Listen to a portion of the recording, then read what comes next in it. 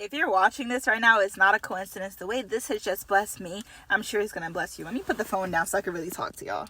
Today's the 22nd, so if you're watching this, whenever you're watching this, it's not a coincidence. But today is January 22nd, right? I end up turning my Bible to Genesis 22nd and talks about Abraham being tested. And it blessed me. And mind you, I've read this a couple of times. I've even preached about it, so I know the story. But that's how the word is. You could read it once, it hits you. You read it a second time, it hits you. You read it 1,000 times, and you just keep getting more revelation. That's why I always tell you, like, you want to hear God speak?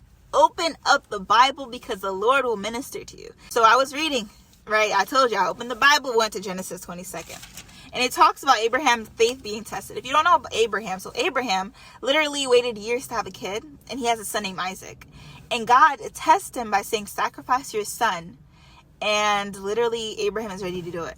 So it says, like, once God says it, the next morning, Abraham ends up going. And the thing is, what I like about this, when God tells him to sacrifice Isaac, he specifies, like he says, take your son, your only son, yes, Isaac, whom you love so much, and go to the land of Moriah. Really, when God calls you to do something, don't wait on it. Obedience is key. He didn't wait. He didn't say, let me do it fast.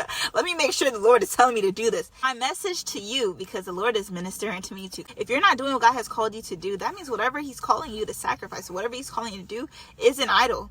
Because if Abraham didn't sacrifice his one and only son, that would have meant that the son that God blessed him with is now an idol because he put it before God. But not only did God provide, because when it was time, for those who don't know, when it was time to sacrifice Isaac, God stops him and he says, don't lay a hand on the boy, the angel said. Don't hurt him in any way, for now I know that you truly fear God. You have not withheld from me even your son, your only son. Whatever God is calling you to do, I don't care if it's your last, if it's your only, he will provide today. Whatever God is calling you to do, just do it.